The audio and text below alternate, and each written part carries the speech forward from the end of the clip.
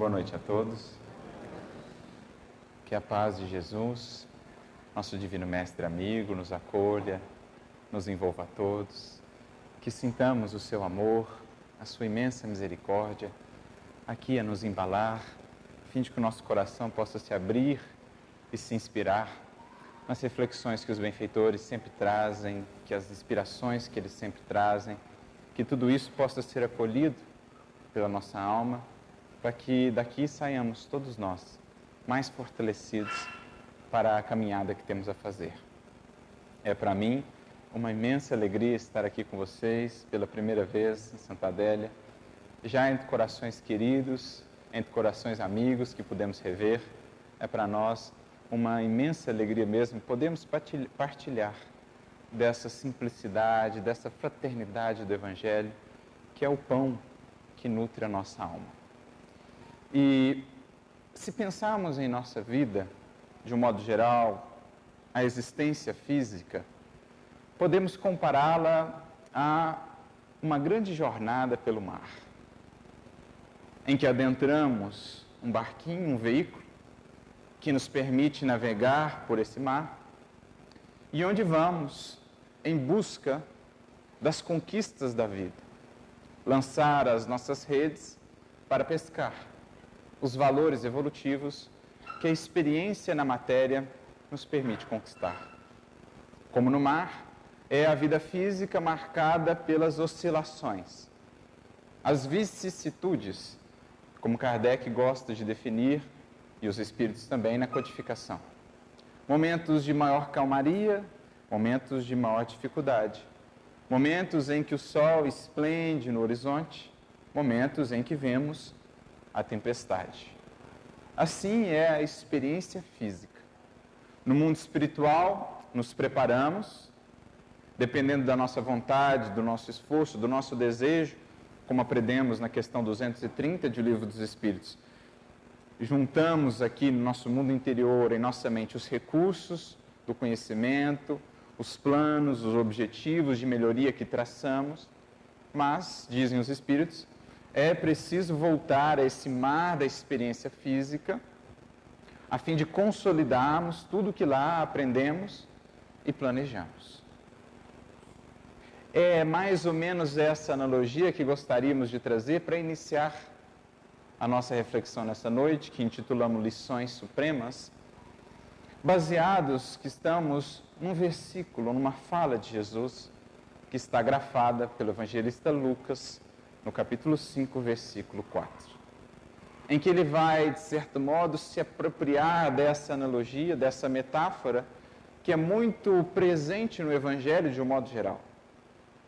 Jesus, em muitos momentos, se aproveitou do mar de Tiberíades, que na verdade era um lago, mas que trazia também essas características, para trazer lições simbólicas, profundas, aos discípulos daquele tempo, como a todos nós, que ao longo dos séculos pudemos beber das fontes do Evangelho. Então, por várias vezes, Jesus se utilizou daquela figura do mar, do navegar, para nos ensinar.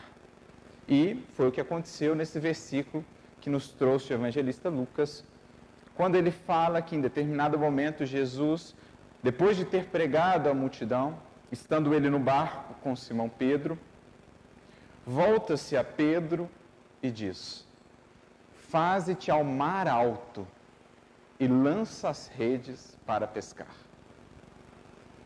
Então será essa fala do Mestre, destrinchada em seu sentido espiritual, que vai ser a condutora aqui nessa noite da nossa reflexão. O que queria dizer o Mestre com esse convite que estendia a Simão Pedro, naturalmente na figura de Pedro, a todos nós, os que queremos, os que já nos colocamos na posição dos seus discípulos. Mais do que simplesmente ir ao mar, lançarmos ao mar com as nossas redes para pescar, especificamente nesse momento, Jesus convida o discípulo ao mar alto, denotando talvez já para nós aí, esse ir um pouco além, ou buscar uma experiência um pouco mais desafiadora, mas também recompensadora para o espírito, se a souber aproveitar, do que geralmente aquelas que temos no cotidiano da vida. porque é no mar alto, nas regiões mais profundas, que estarão os melhores cardumes também. Pescamos aqui mais próximo à praia, mas o que há de mais enriquecedor, muitas vezes nessa pesca, está no mar ou em águas mais profundas. Então, de certo modo, já pensando com essa nova perspectiva que o Evangelho nos traz, ou que o Espiritismo, o entendimento do sentido metafórico do texto nos traz, já podemos entender então o mar como uma experiência física, marcada por vezes por experiências mais desafiadoras, representadas na fala de Jesus pelo mar alto, onde estamos sujeitos a maiores riscos, a maiores ondas, mas também a maiores benefícios, a maiores conquistas, digamos assim. E assim é com a vida de cada um de nós. Existirão os momentos em que as dificuldades se tornarão maiores. Existirão os momentos em que os desafios crescerão. Existirão aqueles momentos de crise em nossa existência, ali representados por esse mar alto. Cada um de nós, na jornada física, receberá mais cedo ou mais tarde, e mais do que uma vez até ao longo de toda a existência, esse convite que Jesus fez a Simão Pedro. Chegará o momento que o Mestre se voltará a cada um de nós e então dirá: faze-te ao mar alto, meu filho, porque é a hora de pescas mais profundas. E é sobre a importância e a finalidade dessas experiências mais difíceis ou dessas lições supremas que hoje nós vamos aqui conversar. Emmanuel vai comentar, inclusive, esse versículo no livro Pão Nosso, capítulo 21, que foi um texto inspirador dessa nossa conversa. Vai nos dizer que estava ali representada, na fala de Jesus, essa experiência mais desafiadora em nosso caminho. E é preciso, portanto, à luz do Evangelho, à luz do Espiritismo, entender melhor o porquê dessas experiências, para também nos prepararmos melhor para tirar o máximo dessas experiências. Porque, de certo modo, já aprendemos. Se são mais desafiadoras, também são propícias para maiores crescimentos, se bem aproveitadas. As crises, os momentos difíceis, por exemplo, um revés financeiro, um momento de uma enfermidade mais desafiadora, a perda de um ente querido, um acontecimento que traga para nós aquele chacoalhão, aquele abalo em nossa existência, as ondas maiores que nos convidam a domar e a governar com mais tato, com mais firmeza, o leme da nossa embarcação. Em síntese, há uma palavra que define muito bem esse mar alto do qual Jesus nos fala, que é a palavra crise. E a própria palavra em si, no seu significado, na sua etimologia, já trará para nós alguns recursos de entendimento muito importantes para olharmos para esses momentos desafiadores da nossa vida com um novo olhar. Porque, em geral, os tememos, em geral, diante deles, nos revoltamos, em geral, nos desesperamos, mas é preciso, à luz da visão do Espírito, graças ao entendimento que a doutrina nos dará, olhar para esses momentos de crise, os mais difíceis da nossa vida, com um novo olhar. E a própria origem da palavra, como dissemos, vai nos ajudar nesse sentido. Porque a palavra crise vem do grego crisis, que significa momento de decisão, de escolha, e por extensão também momento difícil, experiência difícil. Vai estar associada, portanto, a palavra, a sua origem, a verbos como separar, decidir, discernir, julgar, analisar, escolher. Aliás, o verbo que dá origem à palavra crises, Crino significa justamente isso. Separar, julgar, discernir, distinguir. Como a nos dizer já implicitamente que o momento de crise na nossa existência, o mar alto, é um momento que nos convida a, primeiro, discernir melhor como temos nos conduzido. Discernir melhor o que temos buscado, para onde temos apontado a nossa embarcação. O momento de crise será, primeiramente, portanto, um momento de análise, de reflexão, quanto às escolhas que temos feito, quanto às buscas que temos realizado, quanto aos horizontes para os quais temos nos destinado. É um momento de análise, de separação, de decisão, internamente sobre o que queremos continuar levando daqui por diante e o que queremos deixar para trás. O que vale a pena manter nessa embarcação diante das tempestades da vida e o que é preciso tirar a fim de que essa embarcação não venha a sossobrar, a afundar. Então, o primeiro aspecto da crise, desse momento difícil de mar alto, será esse olhar mais reflexivo, mais consciente para nós mesmos e para os rumos que temos tomado, para aquilo que temos cultivado, trazido conosco. Na minha vida, diante da crise, sou convidado a pensar: o que de mim eu quero levar daqui por diante? O que de mim é preciso deixar?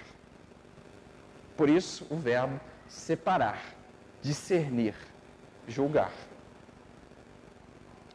Esse é um aspecto essencial. Entender os momentos difíceis como momentos que nos convidam à introspecção. Porque é isso que, de fato, o sofrimento, a dor, a experiência difícil, a prova, farão conosco. Mostrarão-nos quem de fato somos. Porque, em geral, em momentos de facilidade, criamos de nós uma imagem que não corresponde à realidade. Quando tudo está bem, julgamos-nos fortes demais, por vezes julgamos-nos virtuosos demais, mas eis que diante da prova mesmo, é que vemos que a paciência que julgávamos ter ainda não a temos.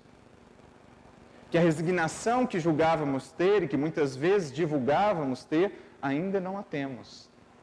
Que a fé que estava presente em nossas palavras, em nossa vida, ainda não se consolidou como haveria de ser desejado. Então a dor, a prova, o mar alto é que revela realmente o marinheiro, o marujo. Para além das águas calmas, rasas e tranquilas, no mar alto somos convidados à profundidade. A realmente reconhecer o quanto já consolidamos em nós de habilidade, de conquista real e o quanto ainda era simplesmente criação da nossa vaidade, do nosso orgulho, do nosso egoísmo. Por isso, Emmanuel tem uma mensagem no livro Justiça Divina, muito interessante, com o título Exames, capítulo 17. Ou seja, os exames que a vida nos traz. E esses momentos de mar alto nada mais são do que exames, provas de aferição da habilidade do marinheiro em se conduzir, em se manter no rumo, apesar das ondas, apesar dos ventos.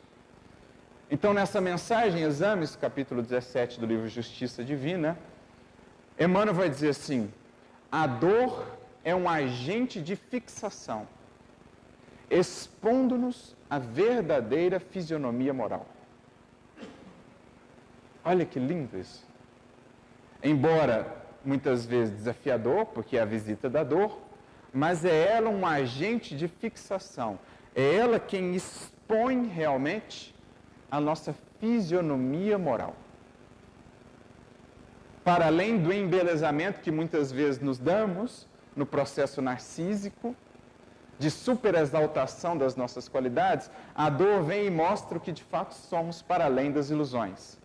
Para além de quaisquer capas e de quaisquer máscaras, a dor expõe o nosso mundo interior. Mas ele segue. O sofrimento é um fotógrafo oculto, deslindando, ou seja, tornando claros, os aspectos mais íntimos da nossa personalidade e os menores impulsos do nosso coração. Nós só realmente conhecemos o ponto em que estamos e como estamos diante daquilo que nos desafia, diante da prova. Porque então vem a lume os impulsos mais secretos que por vezes busco esconder.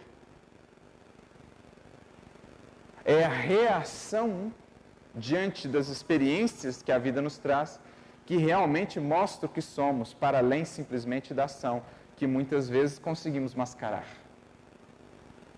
A ação muitas vezes é pensada, conseguimos dar a ela um ar, uma pintura diferente da realidade, mas a reação geralmente é o que realmente vai em nós, é a espontaneidade do ser. Então o sofrimento é um fotógrafo oculto. Diante dele, mostramos o que realmente vai no nosso coração. A revolta, a impaciência, a dificuldade em perdoar, em compreender. Quando ao outro nos fere, é que realmente mostramos a característica do nosso espírito. Mas ele segue ainda dizendo, cada problema é como um raio-x, analisando certas partes do nosso ser. Então, aquele problema vai projetar ali os raios-x sobre uma determinada parte da nossa personalidade. Aquele outro tipo de problema vai projetar um raio-x sobre outro aspecto. Então, um problema vai trabalhar como eu estou lidando, por exemplo, com as posses do mundo. Outro problema vai focar como eu estou lidando com a sexualidade.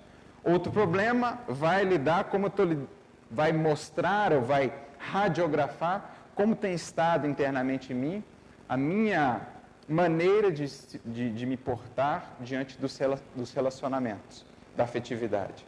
E assim sucessivamente. Cada problema radiografa uma parte do nosso ser.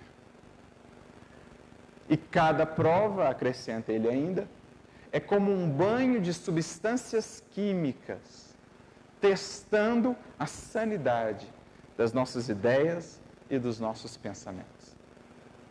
Como a gente vê muito na faculdade, aquele elemento reativo que você aplica a substância para ver realmente como ela é, como é a superfície. Assim também, a experiência da prova, da dificuldade em nós, é como esse banho de agentes químicos que mostra-nos a intimidade. Essa é a primeira finalidade do mar alto em nossas vidas. E por isso também contribui ele para a pesca dos valores evolutivos. Porque sem análise real de nós mesmos, sem introspecção verdadeira em nós mesmos, sem o mergulho em nós mesmos, não há conquista e transformação definitiva. É a palavrinha que aparece muito no Evangelho, mas cuja tradução para o português gerou uma outra concepção. Talvez diferente da concepção original que ela queria representar na boca de um João Batista ou na boca de Jesus. É a palavrinha bapto, que em grego significa mergulho, e em português foi traduzida para batismo. Uma das palavras que aparece com frequência no Evangelho, mergulho. Associamos geralmente ao aspecto exterior, à prática ritualística. Mas no fundo falava-nos o Mestre, falava-nos o Batista, que sem o mergulho interior, sem esse batismo, não há vivência possível do Evangelho. Eles falam ainda de 3 tipos de mergulho, O batismo da água, o batismo do fogo e o batismo do Espírito. Então, falando todos desse processo de purificação do ser. O arrependimento primeiro, depois o fogo que purifica e o Espírito que renova, que transforma. Os três apresentando esse processo da criatura de transformação. Primeiro, reconhecer a necessidade de mudança, depois a purificação da experiência desafiadora e o Espírito renovador, o Espírito que nos eleva, nos transforma. O batismo, o mergulho. Então essa é a primeira finalidade da experiência difícil, da prova, da crise. A introspecção, o mergulhar em nós. Leon Denis vai falar muito disso no seu livro, O Problema do Ser, do Destino e da Dor. No capítulo 24, ele vai falar muito que a grande maioria de nós vive, às vezes, apenas na superfície. Sem esse olhar para dentro, sem esse mergulhar mais profundo, e que muitas vezes são as dores, as experiências difíceis que nos convidam a, diante da luta lá fora, buscar a paz e o equilíbrio aqui dentro. Ir mais fundo em nós, entender as causas das aflições, graças a esse processo. Mas se essa é a primeira finalidade do mar alto, da experiência desafiadora, existirá também a segunda, que é, nesse processo de introspecção, também tirar algo lá de dentro, trazendo-o para fora. Isto é, expandir e desenvolver as habilidades do nosso ser, os potenciais imensos que estão em nós adormecidos. Quando a criatura mergulha em si, reconhece esses potenciais, entende agora como dever trazê-los à tona, desenvolvê-los. Porque é o que a dor, a prova e a crise fazem conosco. Se bem aproveitadas, são os momentos de maior crescimento na experiência da criatura. Não fossem as experiências difíceis a nos visitar, os problemas, as lutas, as provas, as crises, permaneceríamos muitas vezes estagnados, acomodados, sem avançarmos na senda de perfeição que nos compete trilhar, de aperfeiçoamento. São eles os degraus, os obstáculos da vida que vêm estimular o nosso espírito a se desenvolver. Primeiro, aplicando esses seus potenciais a resolver os problemas mais materiais, para depois aplicar também essa sua potência soberana, a vontade desperta, a resolver os seus problemas morais, a alimentar, a conduzir a sua renovação moral. A história humana do desenvolvimento do pensamento humano é a história da vitória, é a história da sobreposição aos problemas e aos desafios encontrados no caminho. Lá atrás, nos primórdios da humanidade, precisávamos nos alimentar. Passamos então a utilizar a inteligência para vencer aquele problema, aquele desafio. Produzimos as ferramentas, criamos técnicas, táticas, nos unimos, agimos em equipe e assim desenvolvemos a inteligência, graças a um problema, a um desafio. Precisávamos nos proteger das intempéries. Começamos a desenvolver, portanto, as habitações. Começamos a viver em sociedade. Começamos a trazer o alimento para mais perto de nós. Ao invés de buscá-lo, cultivá-lo ali ao nosso lado, inventamos a agricultura. Precisávamos transportar esse alimento, precisávamos nos comunicar com outras pessoas, desenvolvemos os meios de locomoção. Toda a história de progresso da humanidade é a história do ser humano lidando com crises, com desafios e crescendo com eles, dando mais um passo na senda do progresso. Primeiramente, como dizíamos, nos aspectos materiais, para depois aplicar tudo isso aos aspectos morais. Essa é a outra finalidade do mar alto, da crise. Se o primeiro é levar-nos para dentro de nós, no mergulho interior do conhecimento de nós mesmos, o segundo será levar-nos agora de volta para fora de nós, num estágio mais adiantado de nós mesmos, mais aperfeiçoado, transformado graças à experiência da dor, à experiência da prova. Então percebemos que é quase que um movimento cíclico, um movimento de contração e expansão. Contração, a introspecção, para depois uma expansão, o desenvolvimento. É como que o movimento do próprio respirar. Assim, em tudo no universo, há o momento da introspecção, há o momento da contração e depois o momento da expansão. O momento em que desenvolvemos melhor as nossas faculdades e as aplicamos à vida, aos outros, à sociedade, ao progredir. É esse o movimento que a crise gera. É essa respiração mesmo, esse hausto que alimenta a vida, que alimenta o progredir. Introspecção, expansão. Mergulho em nós, desenvolvimento. Isso é a dinâmica da vida.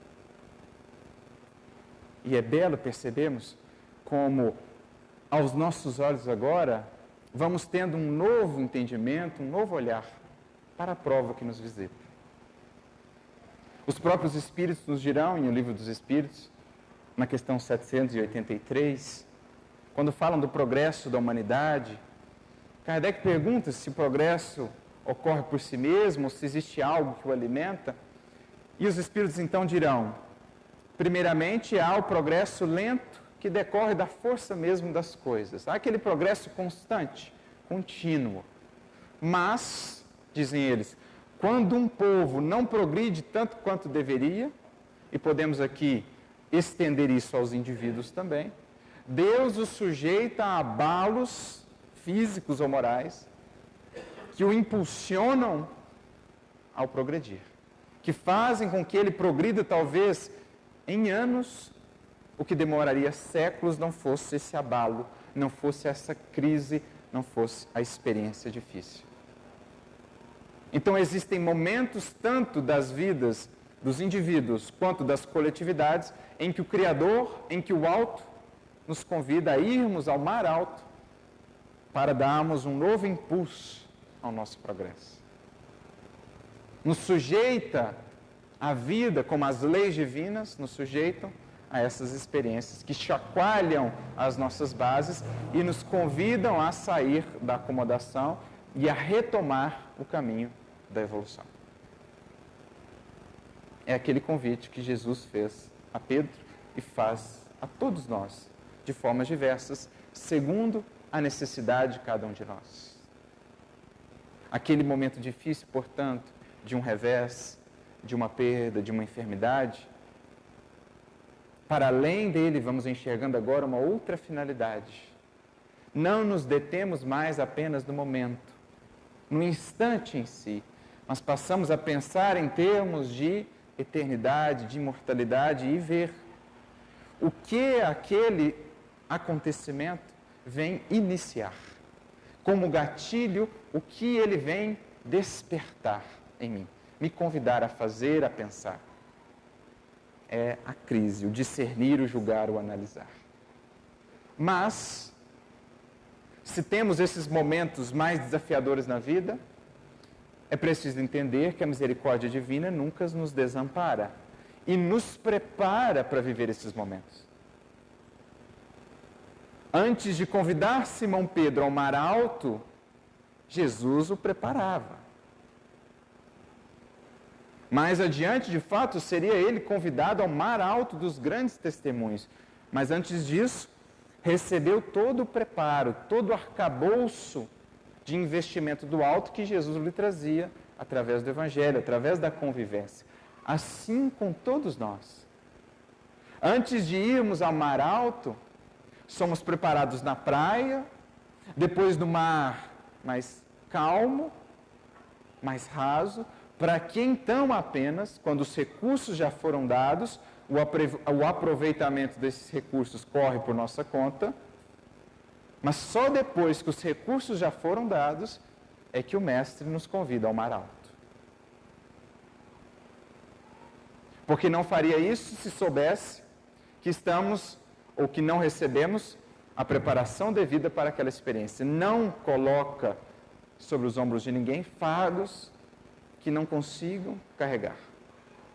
Portanto, nos prepara primeiro para a experiência depois.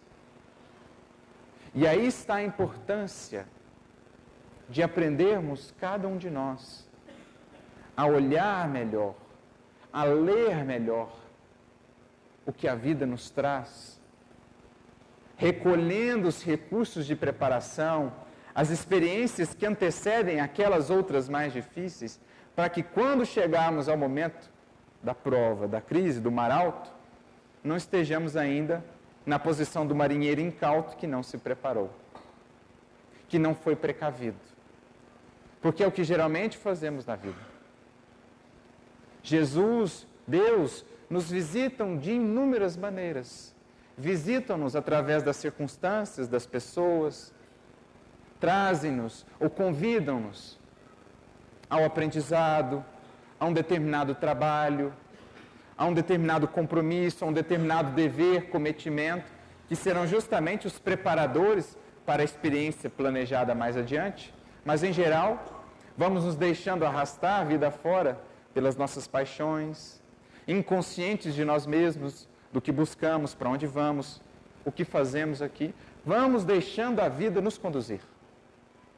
Ao invés de sermos os condutores da nossa vida, vamos deixando que ela nos conduza, como folhas ao vento. E somos, muitas vezes, então, colhidos de maneira despreparada, desprecavidos, no momento do desafio. Como a cigarra da fábula de La Fontaine, que, diferentemente das formiguinhas prudentes, que amelhavam os recursos esperando o inverno, que haveria de vir, o inverno sempre vai vir, todos nós vivemos em estações, há momentos de primavera e há momentos de inverno. A cigarra vivia de maneira desleixada, despreparada, desprecavida, foi colhida de surpresa pelo inverno e sofreu muito mais do que seria necessário. Assim é a nossa vida. Antes de sermos chamados ao mar alto, estamos diariamente sendo amparados, convidados por Jesus a nos prepararmos, a nos fortalecermos, a nos informarmos quanto ao que nos espera. Mas, em geral, inconscientes que estamos, inabilitados para esse diálogo mais íntimo com o nosso benfeitor, através das fontes da inspiração, nós vamos passando pela vida sem atender ou sem perceber os avisos, os alertas. E então, diante do mar alto, desesperamos e, muitas vezes, sossobramos. É preciso, portanto, estarmos mais conscientes desse processo cotidiano de preparação e de fortalecimento do nosso ser. Desenvolver resiliência. E isso só se faz através do estudo, através do trabalho no bem, através do cumprimento dos nossos deveres, da doação de nós mesmos. São essas as estacas que lá no fundo, ou lá no futuro, nos sustentarão, quando a crise chegar. É preciso investir nesse preparar silencioso, constante e contínuo no dia a dia da vida. Não nos deixando iludir pelas facilidades terrestres, que muitas vezes nos levam a não nos importarmos tanto assim com as buscas espirituais. É preciso atentar para a importância desse cuidado. É preciso desenvolver essa conexão mais íntima com o alto, com os benfeitores, através da oração, da meditação, do desenvolvimento da nossa intuição, como Emmanuel vai dizer no livro Emmanuel, capítulo 7, para que possamos conversar com os nossos benfeitores no imo da nossa alma, no silêncio do nosso espírito. É preciso não nos deixarmos enceguecer ou distrair pelos muitos chamamentos do mundo. É preciso não deixarmos de ouvir as vozes que nos chamam para o alto, distraídos muitas vezes que estamos pelos ruídos do mundo e das paixões. Porque a preparação sempre vem. Sendo bem sinceros conosco mesmo, é só olhar para o nosso passado antes da prova que talvez tenhamos passado e veremos que o auxílio veio antes, que o recurso veio antes, que Jesus nos preparou, nos deu as lições, nos trouxe as pessoas, nos trouxe as informações, mas geralmente a gente passa batido. Por isso, Emmanuel, mais uma vez, tem uma mensagem no livro Religião dos Espíritos, capítulo 85, chamada assim, No Grande Minuto. E ele diz assim: todos nós aprendemos e trabalhamos dias e dias, e às vezes por muitos anos, para vencermos nesse ou naquele grande momento ou minuto chamado crise. Vejamos que definição profunda, que exalta para nós o quão grandiosa é a misericórdia de Deus. Nós vamos sendo trabalhados dias e dias, anos e anos, às vezes encarnações e encarnações, para que só quando tivermos minimamente preparados para aquilo, a experiência possa vir e nos convidar à transformação, ao aprendizado que ela tem a nos dar. Como vai dizer ele em outro momento, não te esqueças, se o Senhor já te chamou, é que te considera digno de testemunhar.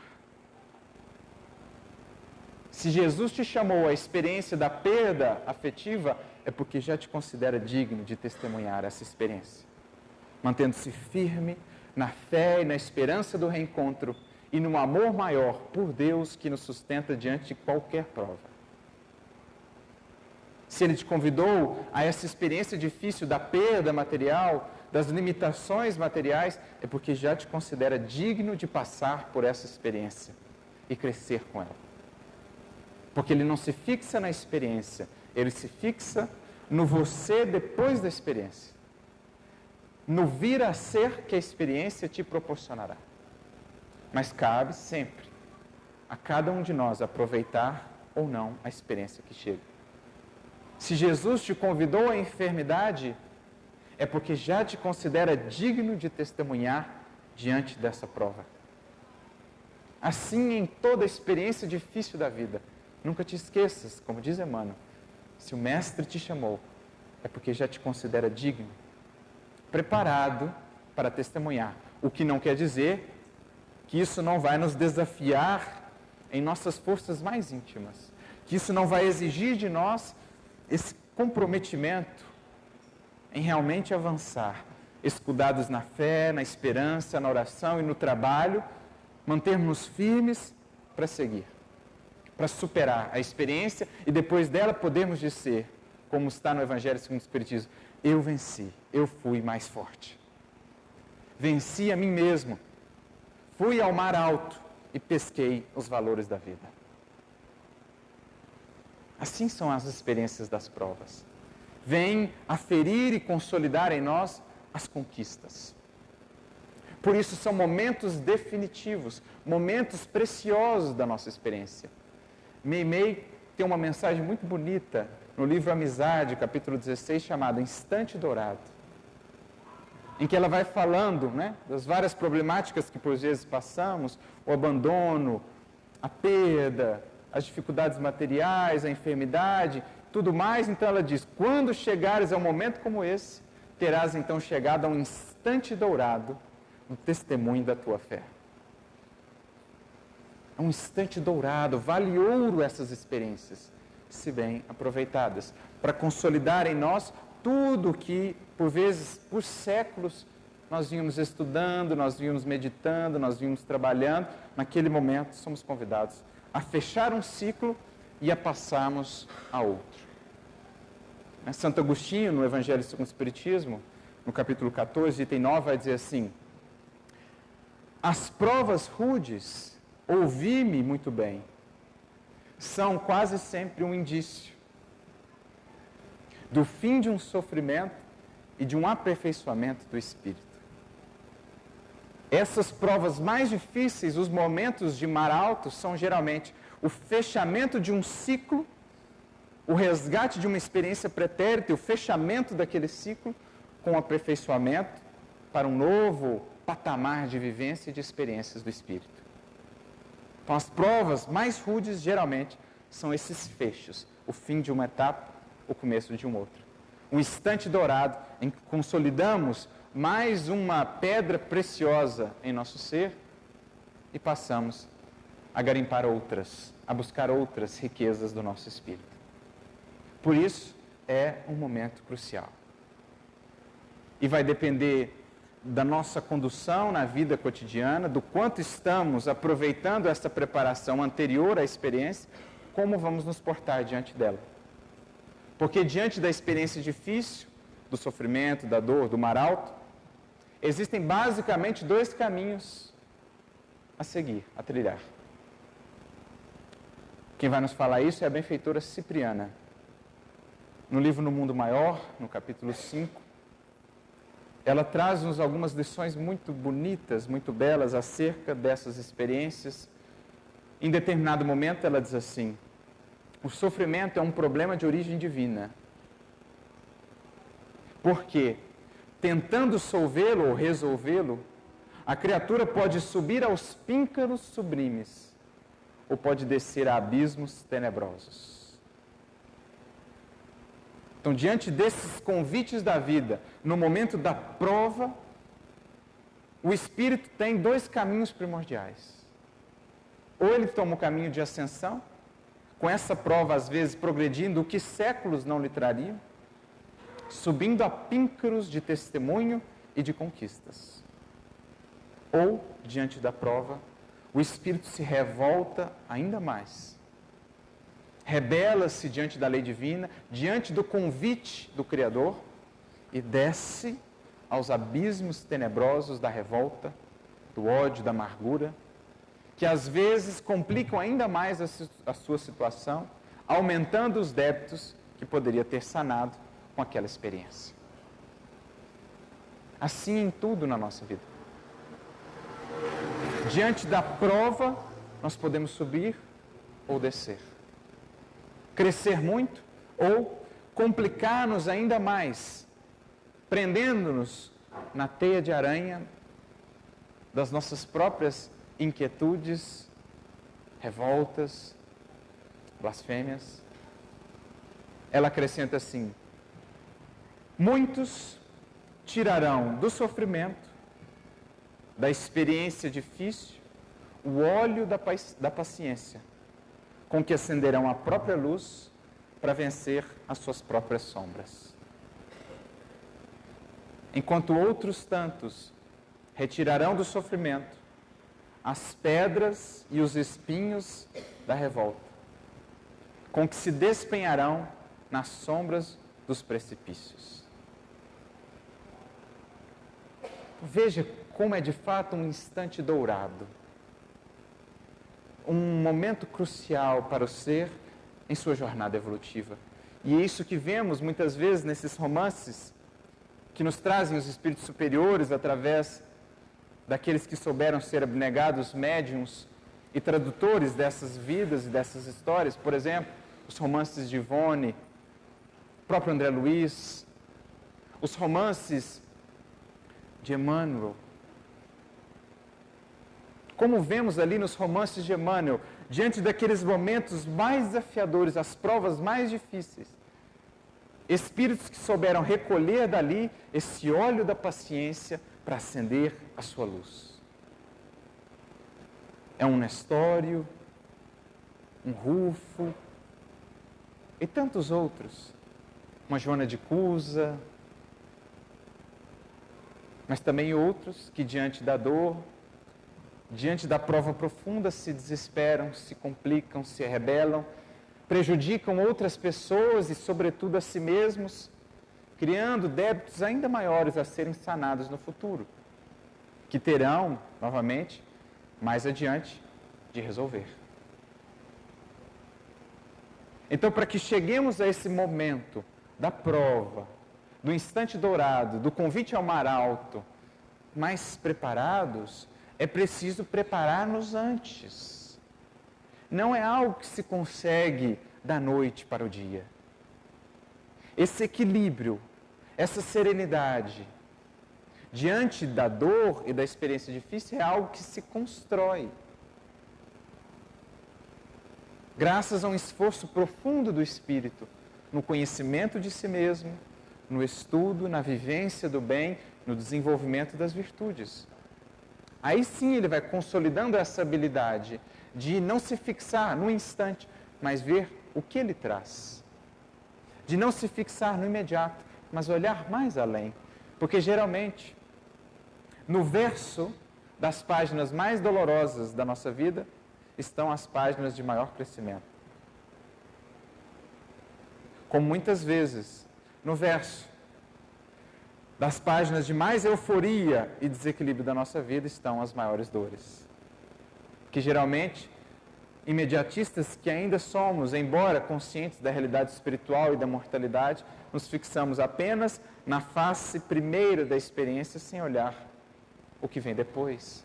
E quantas vezes a correção, o processo de educação divino, primeiramente não se apresenta com uma face assim não tão agradável, mas que depois se mostra verdadeira bênção em nossa vida. E quantas vezes aquilo que se nos mostra primeiramente com uma face de alegria e de euforia, não se mostra depois como um verdadeiro prejuízo à nossa alma. É o que o Espírito Delfino de Girardin vai trabalhar muito bem no Evangelho segundo o Espiritismo, no capítulo 5, a desgraça real. Para sabermos se uma coisa é realmente ruim ou boa, não basta olhar para ela em si, para o instante, para o momento. É preciso ver o que vem depois. Porque quantas dores, às vezes séculos de aflição, não são comprados com alguns instantes de prazer. De prazer desequilibrado, de prazer distanciado do dever, do equilíbrio. Mas quantos séculos de alegria e de plenitude ao espírito não são comprados com alguns anos de um dever sacrificial ou de uma resignação diante da dor.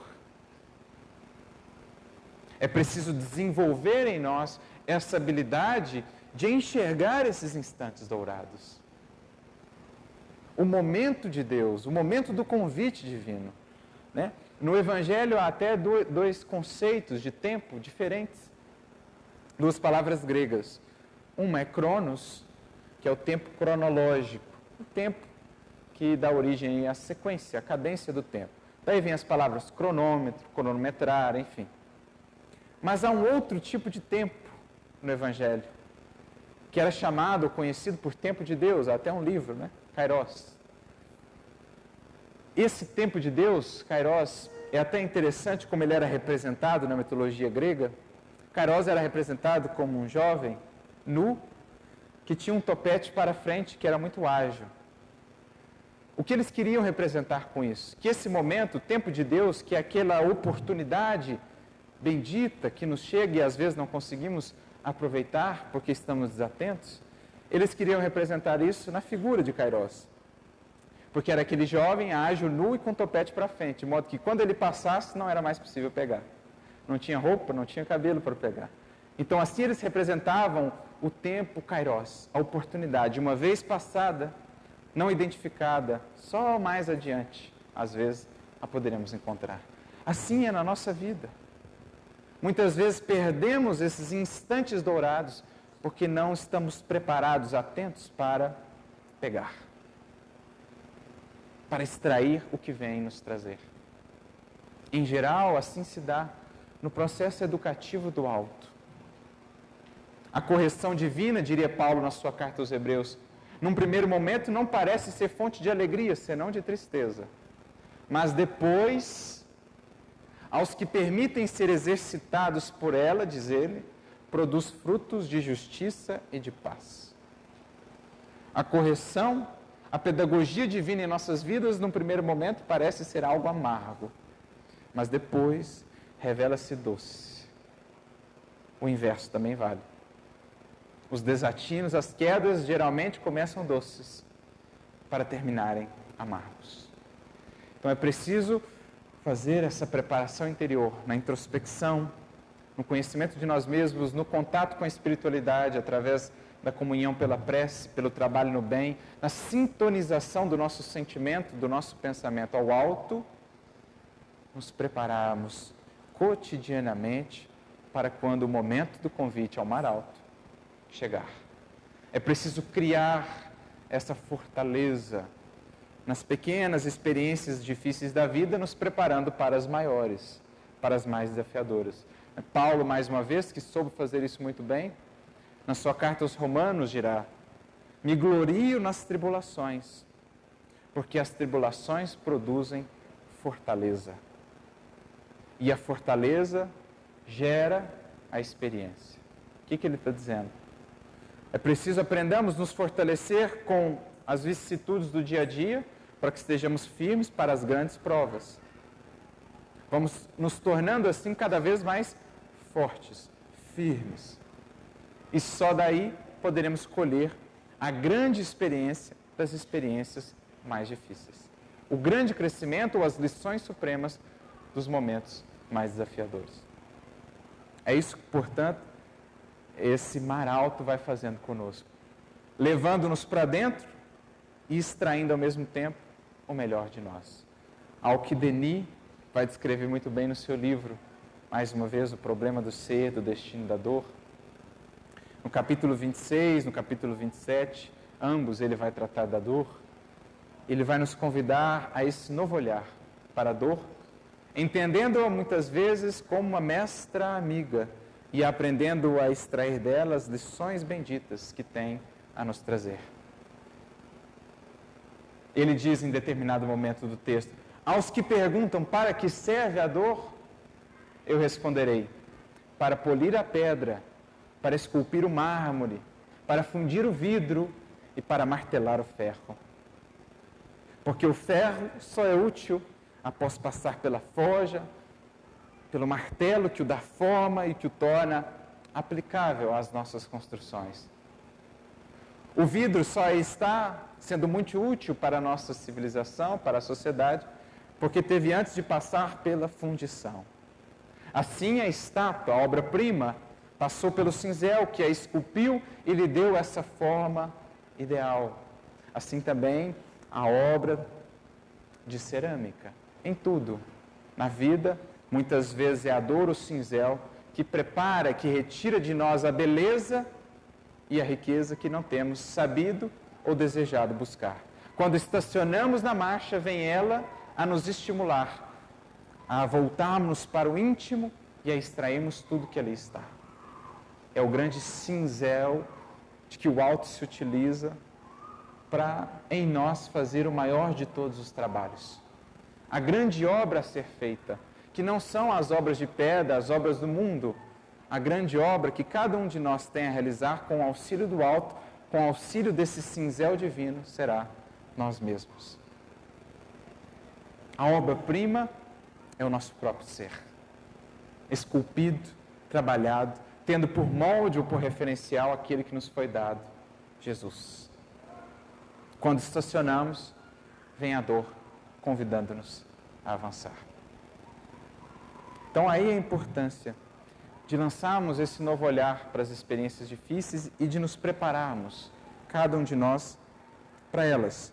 Como Emmanuel vai dizer, no capítulo que diz que comenta realmente esse versículo, capítulo 21 do livro Pão Nosso, intitulado Mar Alto, em determinado momento, ele diz assim: em surgindo, pois, a tua época de dificuldade, convence-te de que chegaram para a tua alma os dias de serviço em mar alto, o tempo de procurar valores justos, sem o incentivo de certas ilusões da experiência material. É quando o Criador tira-nos as facilidades, afasta-nos um pouco mais da terra, do terra a terra, e nos convida a vivenciar uma espiritualidade, um contato mais profundo com Ele. E geralmente o faz nesse contexto das aflições. Nesse sentido também, diria o mestre, bem-aventurados os aflitos. Porque eles geralmente já romperam com as ilusões do mundo, já silenciaram um pouco o ruído das paixões, já arejaram um pouco o solo de sua alma graças ao arado da dor. Como está lá no livro Boa Nova, capítulo 11, o Sermão do Monte, quando Levi queria desprezar os vencidos do mundo para só buscar os poderosos para o trabalho do Evangelho, Jesus diz: não, esses, sobretudo, serão os preparados para receber a semente do Evangelho e frutificar. Porque, Levi, o leito de dor, a exclusão das facilidades terrestres, a incompreensão dos mais próximos, as chagas, as cicatrizes do espírito, são luzes que Deus envia à noite sombria das criaturas. Olha só, são luzes que Deus envia muitas vezes à noite sombria do nosso orgulho, das nossas paixões, rompendo as algemas das ilusões. São eles, Levi, o solo fecundado pelas lágrimas e esperanças ardentes, que melhor saberão acolher as sementes do Evangelho para florescer. É o que ele está dizendo aqui também. É um momento em que Deus, em que o Criador nos convida a experiências mais profundas sem as escoras, as ilusões aqui que a vida na matéria poderá nos dar. E mais adiante, então, ele conclui: pense, que Jesus te enviou a pleno mar da experiência a fim de provares as tuas conquistas em supremas lições. A cada coração, portanto, ferido, premido pela dor, deixe-se renovar por esse novo olhar. Sinta em teu íntimo essa voz a ecoar, ouça, é Jesus a te convidar: meu filho, vamos ao mar alto. Mas não te esqueças também que, como no caso de Pedro, Jesus se dispôs a ir com ele, a fim de o guiar na pesca. Assim também contigo, embora sofrendo, embora diante da experiência difícil, da dor e da crise, não se esqueça de que Jesus aí está ao seu lado, no teu barco, querendo ou desejando te orientar, te amparar, mas que compete também a ti aproveitar esse momento. Busca na prece, busca no estudo, busca no serviço as forças que te possam sustentar. Busca, através desses recursos, construir com Jesus uma conexão mais profunda, por meio do qual possa Ele te sustentar, te conduzir, te guiar, mesmo em meio às maiores tempestades, mesmo em meio às maiores ondas, a fim de que possas, dessa experiência, retornar com um barco cheio dos peixes da vida, dos peixes das conquistas maiores do teu espírito. Sinta o Mestre a te conduzir, a te guiar no mar alto da vida, e com ele lance as redes, vá pescar, e lembre-se sempre que se o Senhor já te chamou, ali está, é porque já te considera digno de testemunhar. Que o Mestre nos abençoe, nos inspire a todos, muita luz e muita paz.